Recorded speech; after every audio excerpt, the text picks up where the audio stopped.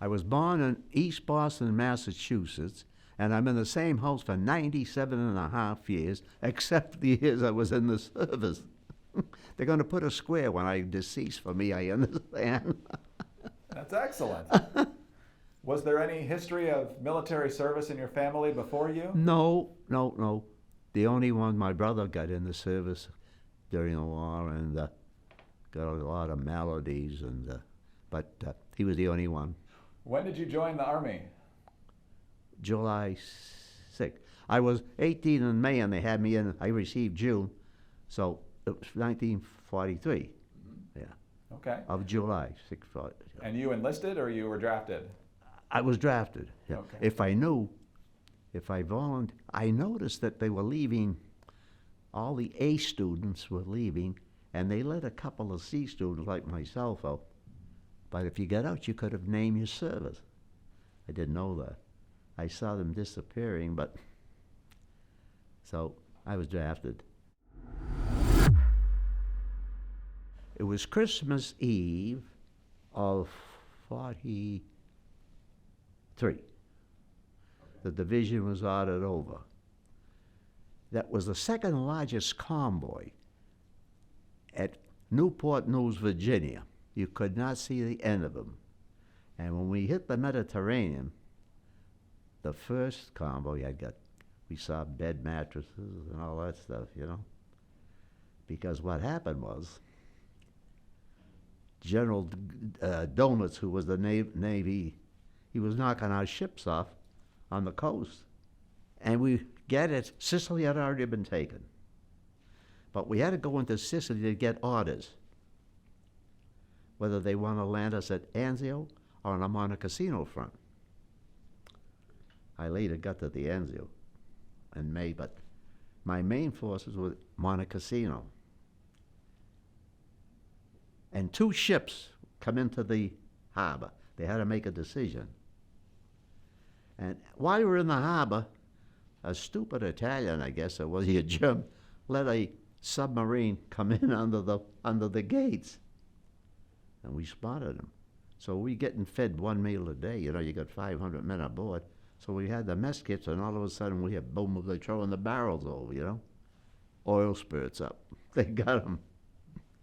Decision made, we go to Monte Cassino. Where did you see your first combat in Italy? May 1st, 1944. That's when the Germans had a direct hit on the MP. As we were directed to we had to relieve the 88th Division, I believe, yeah.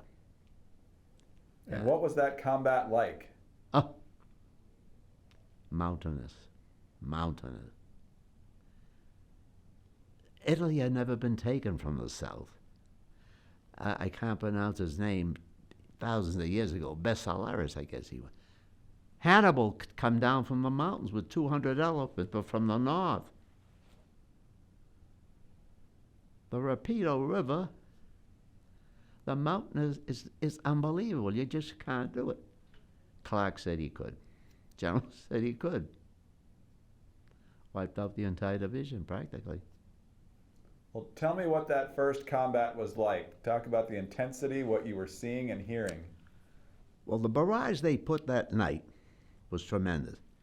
The only one that superseded, I guess, years on later was the one on the Pacific. They had, you know, but the artillery went on for hours. But it didn't do too much damage. Here's why. We didn't scout the territory enough to know that it was terrifically mined, and I don't know where the intelligence was. Fortified tremendously. So we lost in those 2 days 1,150 men from my regiment. There was some fighting. Our division couldn't comp with the 36th, the 45th, and the 34th. But in those 17 days, my outfit suffered more casualties than any of those famous divisions. And those divisions, we couldn't tie their shoes. We didn't even lose, I guess, about 10,000. They lost 15, 20,000, you know, casualties. Claire Boot Loose visited us twice. And she says the Germans call us, I don't know how true this is, an elite division. And the 88th was known as the Blue Devils. The 88th and the 85th were the two selective service in World War II. And they did a hell of a job. Talk about the fighting at Monte Cassino, what that looked like, and then I know there was the big debate over what to do at the Abbey as well. The Abbey should never have been knocked down. Winston Churchill wanted it. America says no. In charge of the Abbey was the Catholic general. I've been to Italy 8 times and visited the Monte Abbey 5 times. There's still a few shell holes in the corner, but we gave them $650,000. It's a lot of money in 45. We didn't want to knock it down. They claimed that it was an outlook.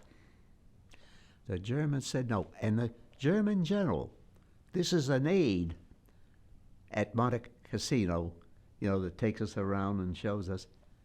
She gave us the name of 2 soldiers who the general said, look, this place is going to be blown up. I want 80% of these artifacts taken, concealment to take back. Can you imagine that? 20%, he couldn't do it. The Americans never knew that. The mount behind it was Mount Trojo. It had better surveillance and army than Monte Cassino. Why was Monte Cassino knocked out? There's no reason for it. The mountain behind it had better visual right into Naples. Another error. Let's talk about a couple other spots, the first of which was the Hitler-Gustav line. What was the combat like there? It was tremendously fortified. They had dug in tremendously. And it was a shame. Our own Medal of Honor for my battalion, Lieutenant Waugh, I made his house a historic shrine a few years ago in Rhode Island. He got wounded in Hitler-Gustav line.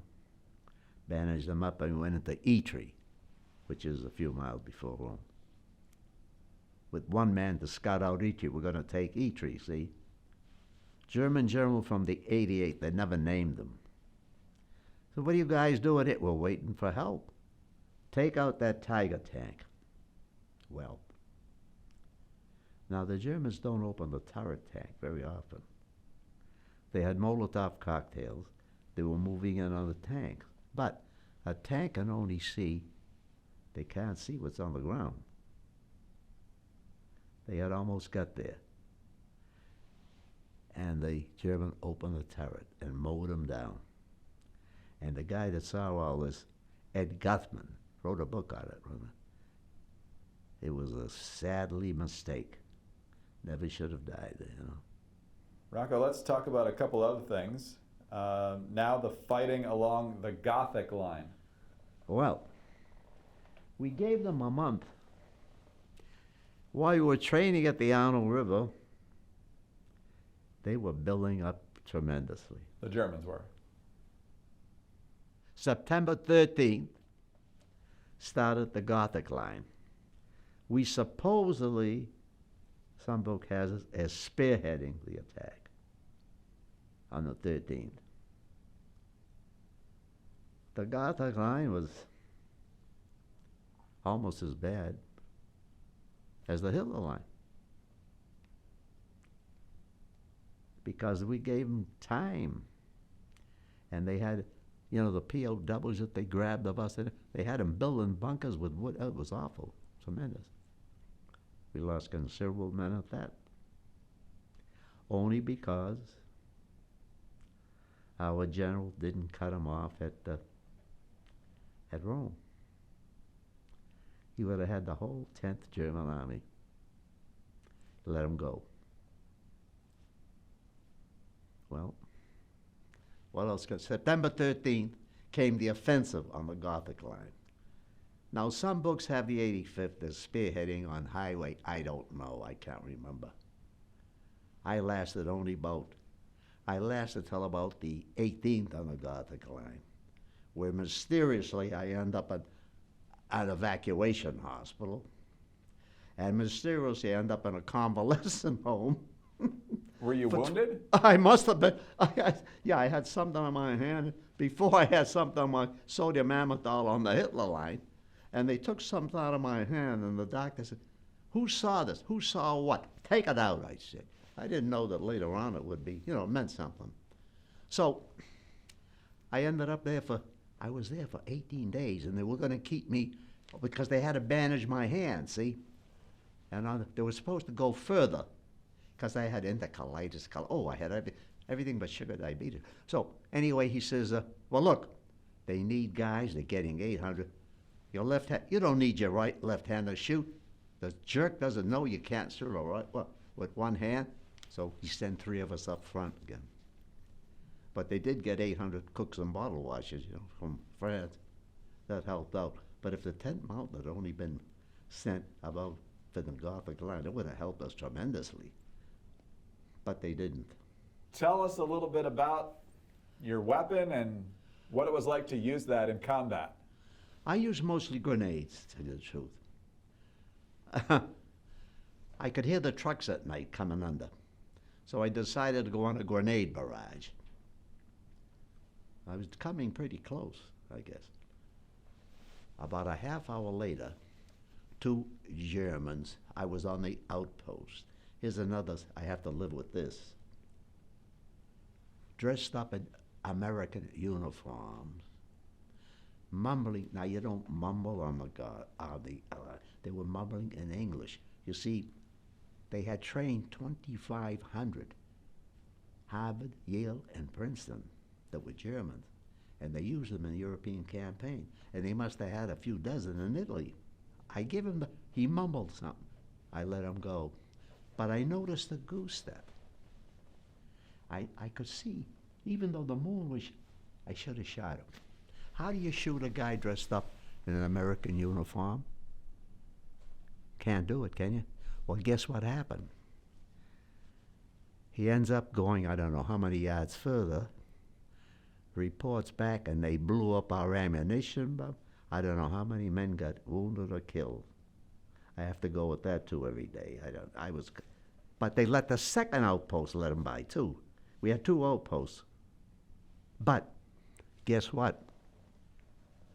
We were relieved by the British. The colonel comes up the next night. He says, "Look, they're getting through here. Watch it." He says, "But you're going to be relieved tomorrow night." The British relieved us. We were a day behind a mount. We come back in 2 days. Guess what was behind I was with Gruber. He was deaf as a hoot owl, and he never reported it, Guess what was behind the foxhole, 10 feet? Hans and Franz, with an old beaten-up cross. They were the Germans that came through. Where were you when the war ended? Dobiaco, Austria. Our objective was Innsbruck, Germany. When the Austrian border came, actually April 25th, the Italians knew that the war was over and considered there was a minor truce. The truce was made. Men died after the war was over. On Dobiaco, Austria, we had to stack rifles. There was a medical battalion up there. And the women had Berettas in their bras. So we were told, don't mess with the women. What are you most proud of from your service? Well, I'm not really proud of it. I said I goofed up a lot. I think I caused a few deaths. And shouldn't have happened. So I'm just proud of being alive. And that's about it.